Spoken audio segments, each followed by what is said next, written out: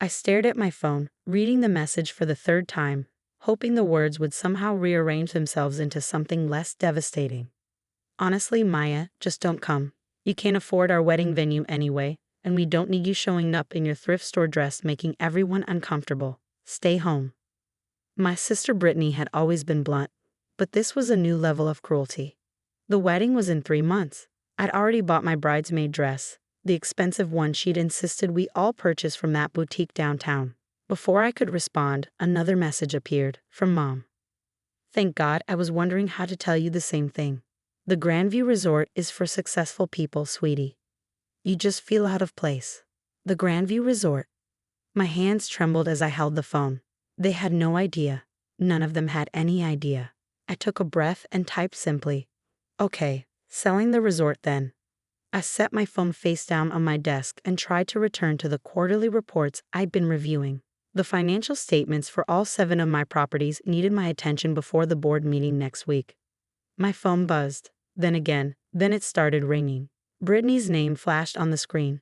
I declined the call. She called again immediately. Declined. Then Mom called. Declined. The texts started flooding in. What do you mean selling the resort? Stop being dramatic, Maya. You don't even work there. Stop lying. This is exactly why we didn't want you at the wedding, always making things about you. I silenced my phone and slipped it into my drawer. The truth was complicated. My family had spent the last 15 years treating me like a failure. When I dropped out of college at 20 to pursue a business opportunity, they were horrified. Mom had actually cried, telling everyone her daughter was throwing her life away. Dad had been different, quieter, more thoughtful. He pulled me aside the night I announced I was leaving school. What's the opportunity? He asked. I explained the small resort property I'd found, run down, foreclosed, sitting empty in the mountains 3 hours north. The owner had abandoned it after the 2008 financial crisis. I could get it for almost nothing. I have $15,000 saved, I told him. I know it's crazy, but I can see what it could be. He studied me for a long moment, then wrote me a check for $50,000. Don't tell your mother, he said, and don't tell your sister. They won't understand. But I see something in you, Maya. You've got vision. That was 14 years ago. Dad passed away 7 years later, taking my secret to his grave. The rundown resort I purchased had become the Grandview, a luxury mountain destination that now hosted celebrity weddings, corporate retreats, and elite social events. But I kept my ownership completely private, operating through a NULC and hiring a fantastic public-facing management team. To my family, I was just Maya, the college dropout who disappeared into the mountains and worked some vague job they never asked about. I'd learned to dress simply when I visited them, drive my older car instead of the newer one, and never mention my work in detail. It was easier that way, less complicated than explaining how the failure of the family had built a small hospitality empire while Brittany bounced between marketing jobs and Mom remarried a wealthy surgeon, both convinced that money married into or earned through conventional means was the only real success. My office door opened. Marcus, my resort director, poked his head in. Hey, we have the Whitmore wedding this weekend, and the bride is asking about adding the premium floral package. Should I? He stopped when he saw my expression. What's wrong? My sister is getting married here in 3 months. Marcus's eyes widened. Your sister, the one who thinks you're a poor failure who works some entry-level job somewhere? Yes, that one. And she doesn't know you own this place. She just uninvited me from her wedding because I can't afford to be here. I pulled my phone from the drawer and showed him the messages. Marcus read them, his face darkening. Your own mother wrote that? My family has always been like this. It's why I never told them. So what are you going to do? I looked at the messages again, at the casual cruelty, the relief emoji my mother had sent, Brittany's assumption that I'd be embarrassed to attend because of my poverty. Cancel her wedding, I said quietly. Marcus blinked. Are you serious?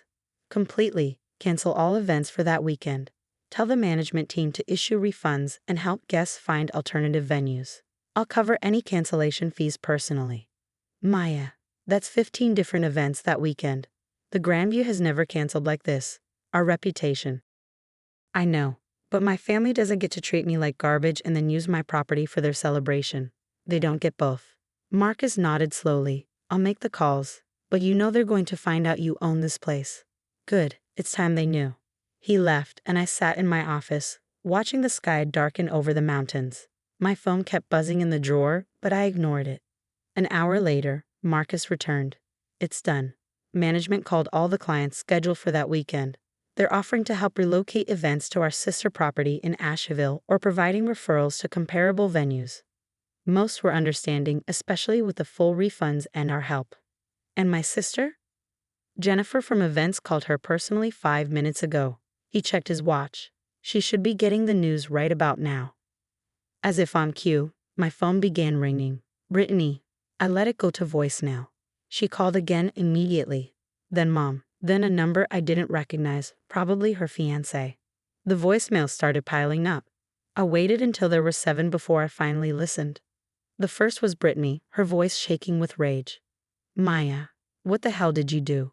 The resort just called and canceled our wedding. They said the owner demanded it.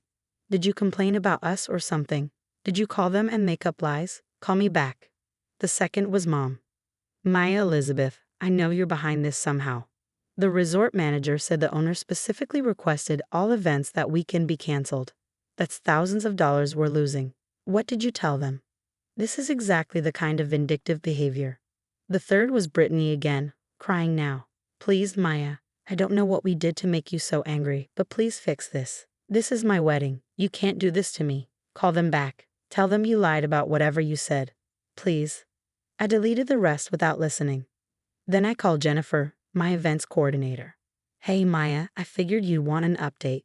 The Whitmore wedding this weekend is all set, and I've got the team helping relocate next weekend's events. But your sister has called our main line about 20 times. She's demanding to speak to the owner. Let her demand, she can leave messages. She's also posted on social media that the Grandview is unprofessional and cruel. It's getting some traction. People are asking what happened. Let me see. Jennifer sent me the screenshot. Brittany's Instagram post showed a photo of the resort's website alongside a long caption about how they've cruelly canceled her dream wedding for no reason, and how heartless corporations were destroying people's special days for profit. The comments were mostly sympathetic. Lots of angry face reactions, several people tagging the resort's official account and demanding answers. Do you want to respond? Jennifer asked. Our per team is drafting something neutral about unforeseen circumstances. No. Let it sit for now. I hung up and opened my laptop. Time to do something I'd never done before. Post from my personal account about my business. I kept the two worlds completely separate for years. My personal Instagram was sparse. A few photos of hiking trips, my dog, the occasional sunset. Nothing that hinted at wealth or success. I had maybe 200 followers, mostly old friends from high school. I selected a photo from my computer. It was from the ribbon-cutting ceremony when we finished the major renovations on the Grandview 8 years ago. I was standing in front of the resort's entrance, holding oversized scissors and grinning next to the mayor and the local tourism board president.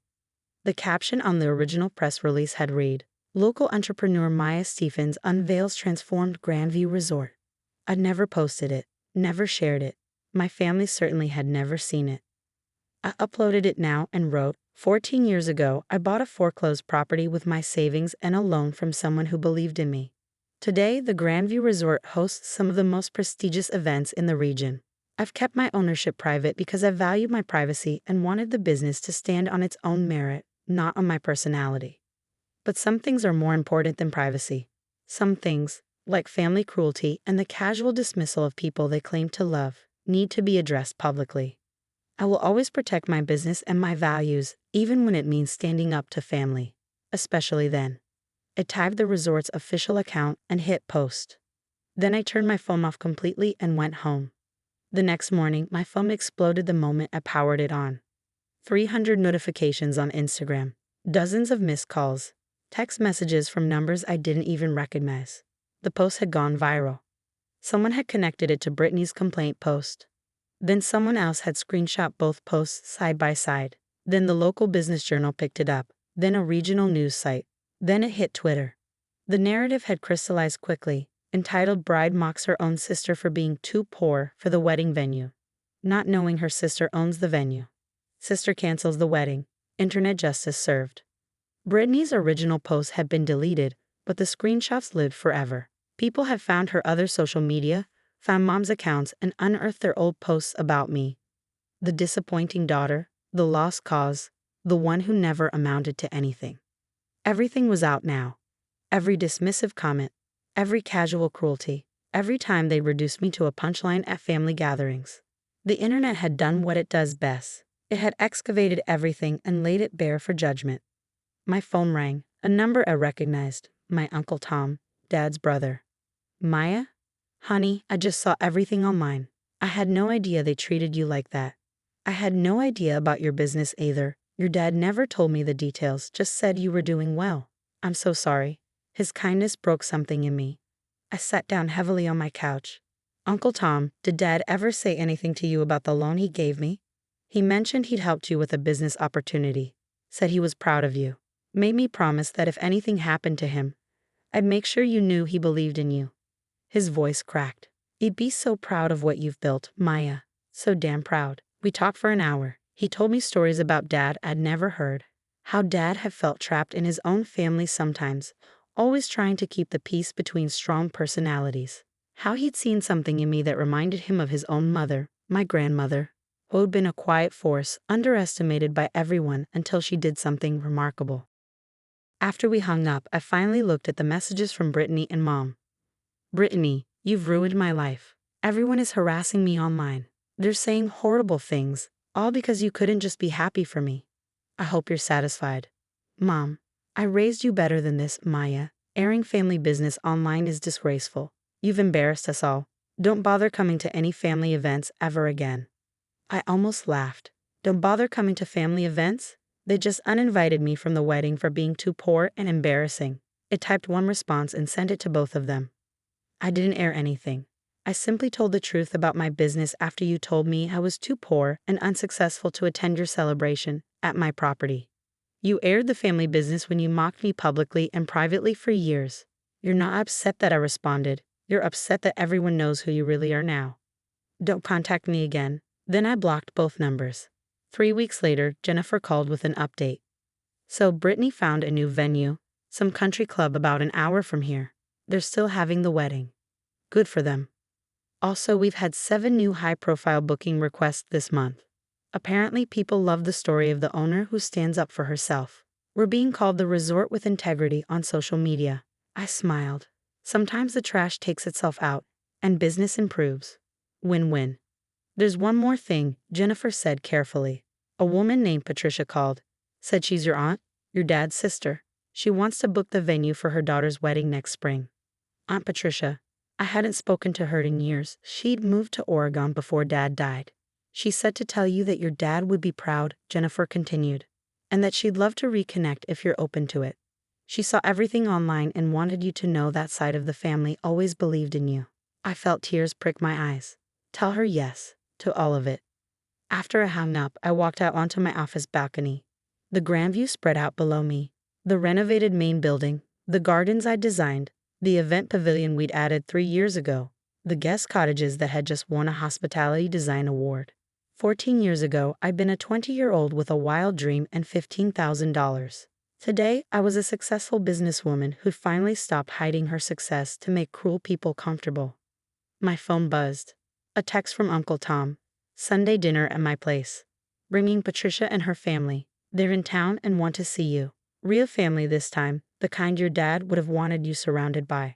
I smiled and typed back, I'll be there. Some families are born. Others are chosen. And sometimes the best thing you can do is know the difference.